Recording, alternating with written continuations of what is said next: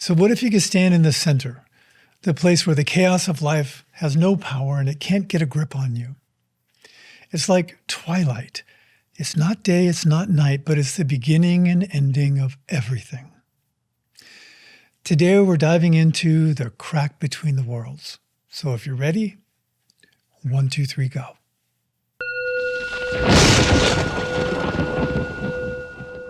My partner in time is Lloyd Lemmerman. He's my producer and he's been on the show before. So welcome to the crack between the worlds. So we're going to start off today talking about duality, and this is going to be a springboard for the crack between the worlds. And so, and I just want to say, duality is a construct, right? It's something that is either the playground for consciousness, or it's the virtual world for the simulation, depending on which version you like. But it is a construct, and it requires polarities. It requires opposites. If they did not exist, this construct would collapse. So I want to say a little more about that. Yeah. We've said before, you can't have pain without pleasure. You have to have something to distinguish. Contrast. Yes. And if you can't distinguish something, then it sort of ceases to exist. And I'm going to give you a really good example that I love. Please. So if I'm going to tell you a story, if I don't have a beginning and an end, if I don't have happy and sad, if I don't have conflict and resolution, if I don't have the polarities, the story collapses. It ceases to exist. There is no story. And so this is the same with the story of duality, the story that's unfolding in this world that we get to live in, this construct. It would collapse without these polarities.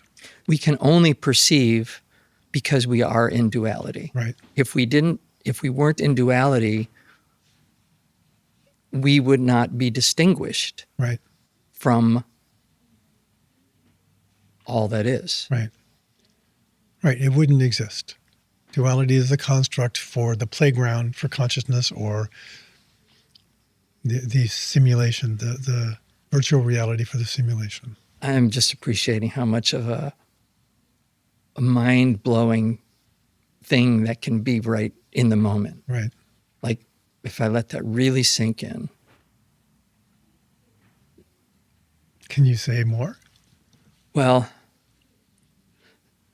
I mean, the next question that arises, like, so how is that useful? How is awareness of duality? What then? So, and we talked about this a little bit with Jordan, but I do want to expand on that. So it's a really, really good question. So for me, I'm navigating, it's like navigating a desert or navigating a forest. If you have a map, but it's not quite correct, and it doesn't quite show you all the things you're going to bump up against, or what it means, or how to get around certain things, or can you swim that? If you don't know, you're kind of getting lucky or not as you navigate whatever it is you're navigating.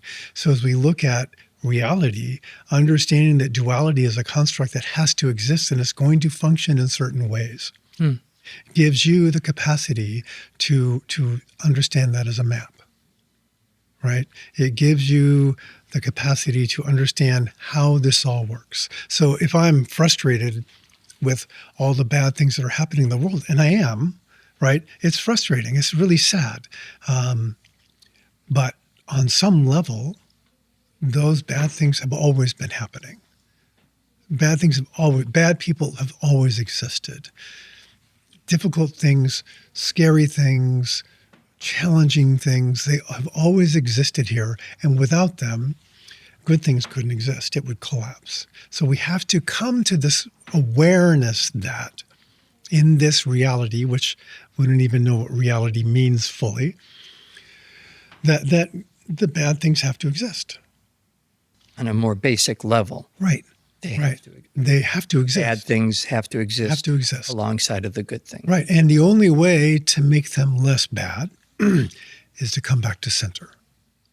The more you bring everything back to center, right, the more you have to have, it's got to be my way, it's got to be good, it's got to be this, the more you're going to have somebody over here, because that's how duality functions, saying, screw you, it's going to be like this. And pretty soon you have then hatred, and then you have violence, and you have all these things happening. So we actually, if we understand the nature of duality, and we function from that understanding, we could stop a lot of this bad stuff from happening the way it is by coming back to center and cooperating. So that's one of the ways it's useful. That requires humanity to be willing to do that and understand it. Does that answer your question? And the big picture, yeah. Yeah. Yeah, I'm already on the minutia, like, well, how the heck do we do that?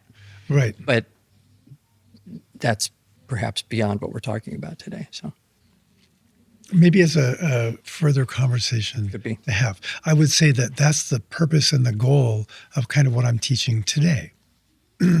What I want to teach is that there is a place you can be where you're in the center of all of this instead of you getting yanked around in all of these different directions.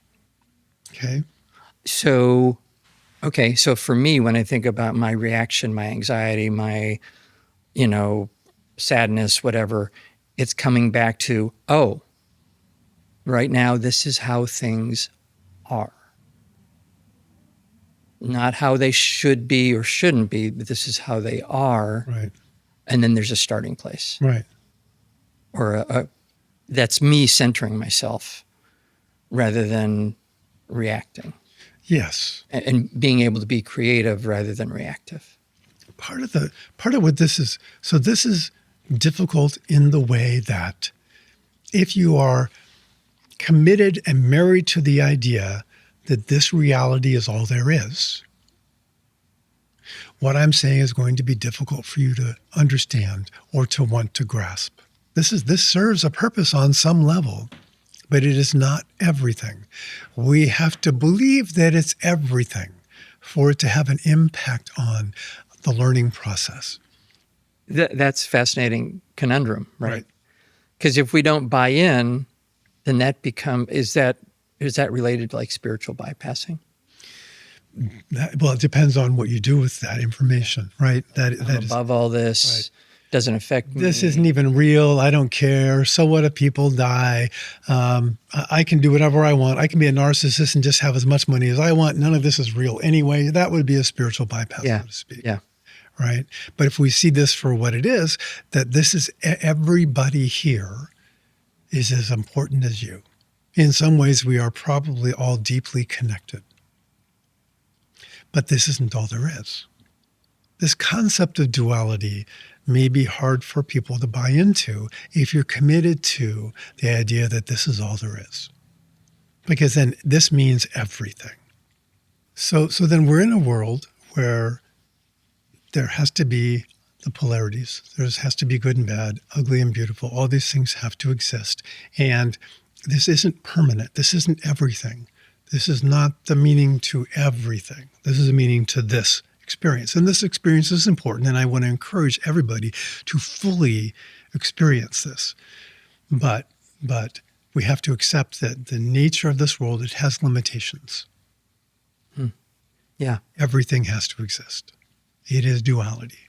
We have to accept on some level. This is like a graduate level. This is not kindergarten. It is kindergarten. Right. Well, it's basic, right? It's fundamental. It's fundamental, and it's hard to grasp, especially if you're married to a different idea. Yeah. So I'm not saying, again, these are all models. This is stuff I've been playing with and experimenting with, and not just me. I've been reading other people who've been playing and experimenting with this as well, including great spiritual teachers. This stuff has been around in Hinduism for thousands of years. This is not new necessarily. And in Taoism, and in Buddhism, and in Native American spirituality. Okay? Well, and in true dualistic fashion, the example you just gave was about, this can't be everything. if we're married to that, this is everything. The opposite is also true. Right. There's some religious traditions that are like, this is nothing. Right. That's no different than this is everything. Right. It's everything and nothing at the same time. Which brings me to this place where then I want to talk about that place in the center of duality. And I want to talk about the crack between the worlds. Okay. In the work that I did, and I studied shamanism and Buddhism and Tibetan Buddhism, and I am not a shaman and I am not a Buddhist and I'm not a Tibetan Buddhist. I just happen to love all of these things. They're all incredibly wonderful mythologies that make sense of this world in a way that it helps me to grasp all of this. When I was doing a training, we learned about duality and these things we're talking about now, and I was asked to go find the crack between the worlds. And I love stuff. It's like, it sounds magical. It's like, I'm finally going to get to experience something that's like really outside the box here. This sounds amazing. The crack between the worlds. This is what I'm looking for. This is what I'm on this path for. And I was told I would find it at twilight. I've heard that before. Right. Okay. And that's kind of all the information I was given, other than all the stuff I learned before about duality, et cetera, et cetera. And so it's kind of a metaphor, right? That twilight is that moment where it's not night and it's not day. It's not day and it's not night. It's that moment in between. It's that place, and it's that very pregnant place. It's not nothing. It's the beginning and ending of everything. Mm-hmm. And so what I began to understand as I was dancing with all of this was that the crack between the worlds is that place where you're not caught up in the two aspects of duality, in the polarities. I'm right and you're wrong. This is good and that's bad, or this is painful and that's pleasurable and I need to go over here, right? It's instead, I'm going to stand in the center of all of this and be aware of it all and see it all. And when I do that, there is a place to be there. It's the crack between the worlds. And when you get into it, it opens up. There's something else there. And it took me a long time to get to where I could spend more time in the crack than out of the crack. Because things hook you all the time. Things piss you off. Things make you ecstatic. And you're thinking, oh, this is the best thing ever. And then, of course, the way that expansion and contraction works, the more happy I become, at some point, I'm going to have go to the other side of the polarity to create balance and so on and so forth. But there's this experience of standing in the center of everything and being with what is. It's not that it isn't hard to see people in pain. It's that it just is. It has to be here. I love that sense of everything stops. Yes. And I can still feel the heat of the day. I can feel the coming coolness of night. And I want that moment to last forever because my memory of it right now is like a summer twilight. So it's particularly beautiful. It's not like a winter twilight, but that's my preference. It's like this magical place that how can I be here longer? And I carry that with me. When I step back inside the house, I just try to hold on to that. And there's an expanded awareness. That's it. There's an expanded awareness that happens. You would think that in this tiny crack between the worlds that it would be limited and small and tiny, but it's not. It's both everything and nothing. Okay? There's a great way to describe this. Yeah. So numerically, everything works out in numbers in duality. Everything is perfect numerically in this world. Everything functions numerically. And so you have the number system, and it has like positive and negative integers. So you have both sides of duality. And in the center of this, there's this magical number 0. And it doesn't function the same way all the other numbers function. Okay? If you add it or subtract it, it doesn't seem to have an impact at all. Right? 0 minus 1 is minus 1. 0 plus 2 is 2. Right? It's like, it just is there. It's there, but it's not. It doesn't have an impact. It exists. It's important. But what it does is it serves as that center point between the positive and the negative, right? If you multiply by 0, it annihilates, right? 0 times anything is 0. It annihilates. It's gone. It just takes everything apart. It destroys it. It's gone. Okay? If you divide by 0, Yeah, I see where this. it's undefined. Some people say it's infinity, but they can't really use that. It doesn't work mathematically. Yeah, right. You can't call it that. Right. But it is unlimited potential. It's all the possibilities. So 0 is everything and nothing at the same time in every reference point. It can have no impact, it can destroy, and it can be unlimited creation. That's the crack between the worlds. 0. Yeah. In the moment, I want to say, I aspire to be 0. Not nothing, Right. but 0. 0. It's like I have full awareness and I both know I exist and I don't exist. This is real and it's not real. It's everything and it's really nothing. It could collapse in a moment. I have a story. Yeah. That's what I love about having a partner. Yeah. So I remember this moment years ago Yeah. that I was getting ready. It was an evening. I was getting ready to go to this introductory session to some pleasant, mind-expanding, I think it was related to Neo-Tantra. And moments before I left the house, I got an email from a friend of mine who was traveling in the Congo for some journalistic reasons, the Democratic Republic of Congo. And she was emailing her family because she was suddenly in an extremely dangerous situation that she didn't know if she was going to get out of.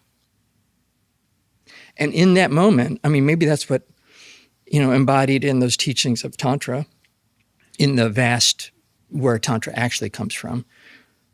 It was both extremes. Everything existed at that moment. This person was in extreme danger. She might not come back.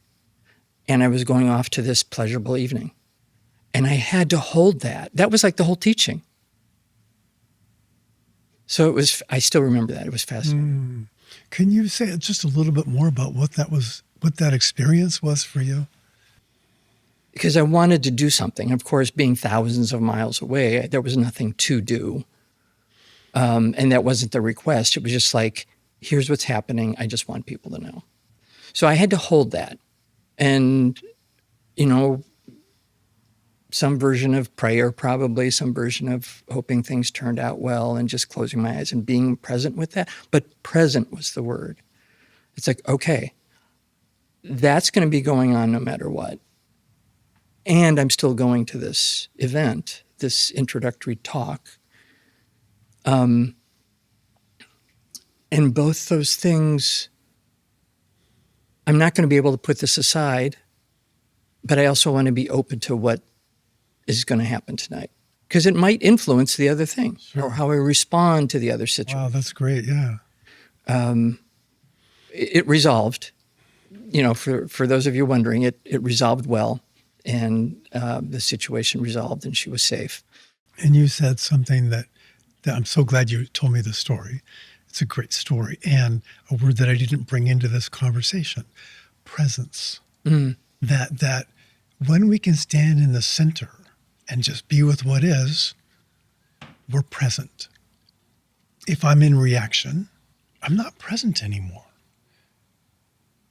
Right? If I'm in reaction, I'm scared, or I have the story, or I'm stuck in, I'm on one side or the other of duality, and I'm hooked into that world, and I'm not fully present the way I can be when I'm in the center. I'm fully present. I'm not hooked. So duality seems that it reflects itself in time as well. Because what we just talked about also is about what could have happened in the past or what might happen in the future, takes us out of being present in the now. Right. So I'm just riffing here, but it seems like duality and time are directly related. Our perception of time. Yeah. When I understood what I was doing with the crack between the worlds, I started practicing just trying to be in the center, looking for that experience of I'm not hooked, I'm not, it's not bad or it's not good. Not that there isn't good and bad. I'm just not going to get hooked into that. It has to be here. I'm going to hold it.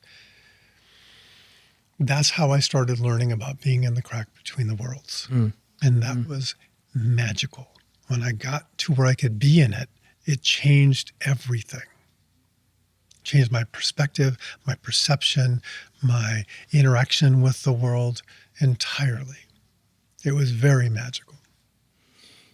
I can imagine that radically affected your work with clients. Ironically, that's kind of like what made it easy for me to learn to be in the crack between the worlds, because over the years of doing this work, I had to learn how to be present with people and not get hooked. Because early on, when I first started working, it was hard. I was like, wait a minute, how am I supposed to feel about this? And what am I going to do? And wait, you're letting that person do what to you? And this kind of thing. And it's like I had to step back and not get personally involved, not get hooked. I have to hold space and be present and be a container. So it made it easier.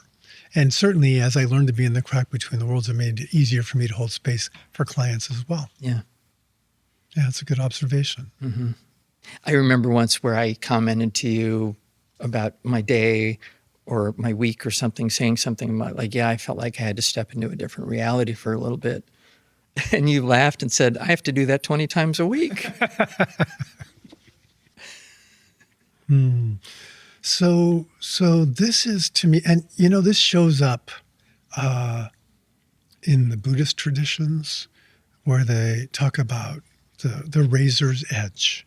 That's sort of the crack between the worlds, where they talk. I think it's called sunyata, which is that place where it's in the center. It's emptiness, but it's not a void. It's not nothing. It's the pregnant emptiness that everything evolves from. So there's this. They talk about this as it's everything and nothing, and this is where it all comes from, right? And in Native American traditions, they have this idea of walking between worlds, right? Where they're walking, holding container between the spiritual and the material world, which is duality, right? But they have to be grounded in the center to be able to hold both of those. So it's like the crack between the worlds, walking between the worlds. So this is this goes way back to Taoism, Buddhism, Native American. This exists in all different kinds of places. It is truly magical. It changes your perception and understanding of the world you live in. The other thing I want to say is I started, after learning all of this and doing all of this, I remembered a meditation practice that a friend of mine, John, taught me 25 years ago. I remember John. Yeah. Yeah. And we were talking about like the question of who am I and then who's asking, that kind of thing. And we were kind of joking around all this. And he says, yeah, it's kind of like the diamond drill. And I'm like, what's that? And he said, oh, it's a meditation practice. I've since looked up diamond drill and I can't find it named that thing. I don't know where he got that name from, but it's a great descriptive name for this meditation. Okay? It is, like you could say it's the diamond that can drill through anything, or it could be the drill that can drill through a diamond, whichever way you want to look at it, it says the same thing. And the diamond drill meditation is, and I'm gonna, maybe you and I, after we're done doing this episode, can actually run one of these through and record it. Sure. and then I can post it separately. Sure. For those of you who want to see how it works or how we do it, I can give you an example. So we can do that. Okay. So the diamond drill is an exercise where it's a meditation where first you sit with yourself and have the experience of being you in that moment. It may be a good or a bad experience, but to just own that experience and to first like close your eyes and sink into it and feel it in your body. So you embody the experience. You feel what it's like to be you in that moment completely. Okay? Mm-hmm. So let's say I'm having that experience and I'm struggling with something and I have a story about it and somebody's upset me and I'm not sure what to do about it. I'm sitting and I'm having a struggle and I'm going through it. And the next step is to bring awareness to that experience. So you literally want to step out of yourself and see yourself sitting there having the experience you described. So then I can just pull myself out and look from the side. Some people do it different. You can find your own way of in your interior process of seeing yourself sitting there, like in this chair, having that experience. So I'd see Mark sitting there and he's struggling, he's working something out and his energy is feeling like this in his body and I can see him and he's working through it and he's having a hard time. And so that's step 2. And step 3 is then to let go of everything and just be with that is being aware. Mm-hmm. Mm. Now, if you do this successfully, rarely do we do it the first time. Yeah. Okay? There's a step 4 here. Yeah.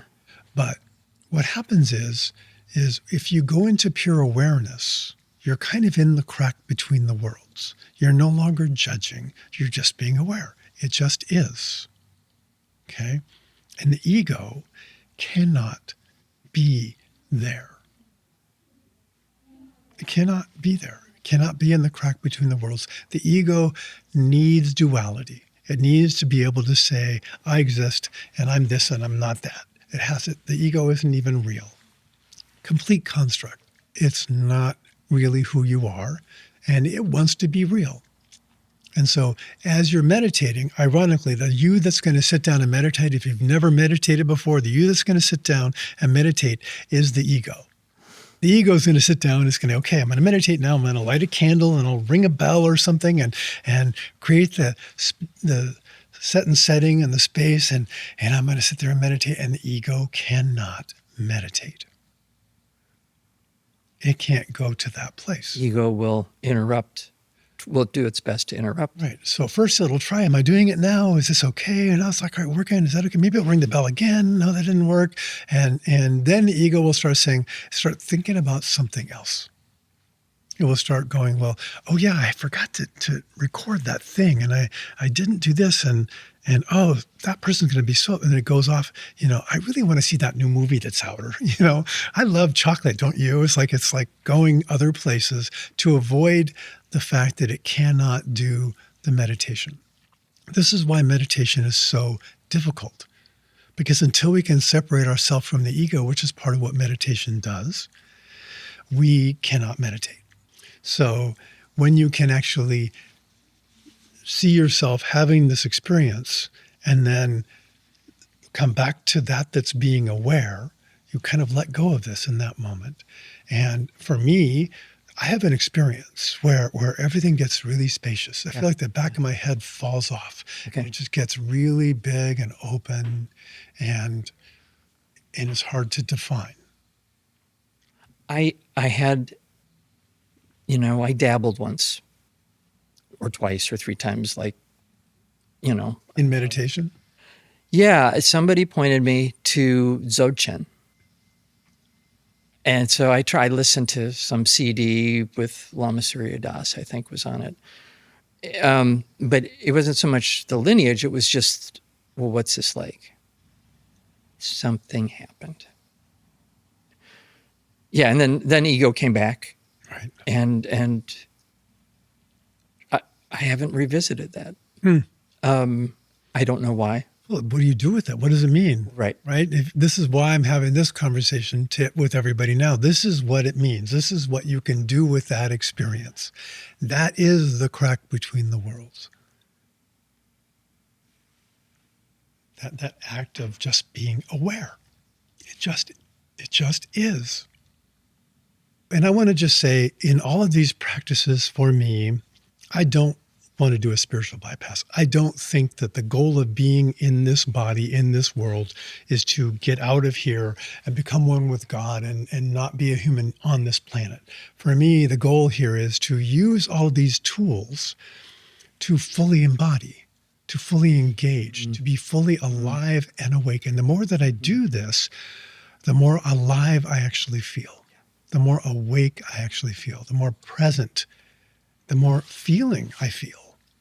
Right? It's not like feeling like, oh, hey, or ooh. It's like, I just feel acceptance and openness and understanding. And it's a different kind of experience.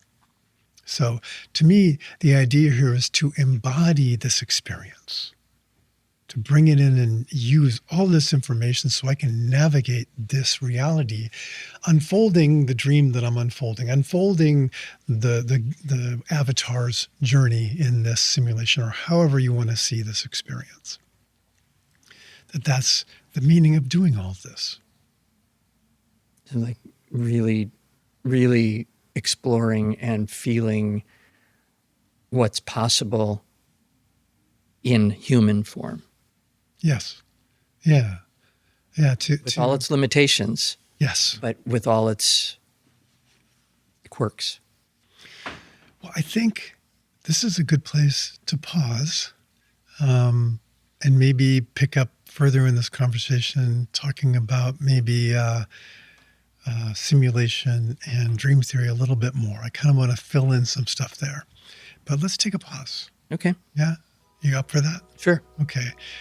Thank you all for joining us today. This has been a fun ride. I hope you're getting something out of this. And remember, be good to you. Good to see you again.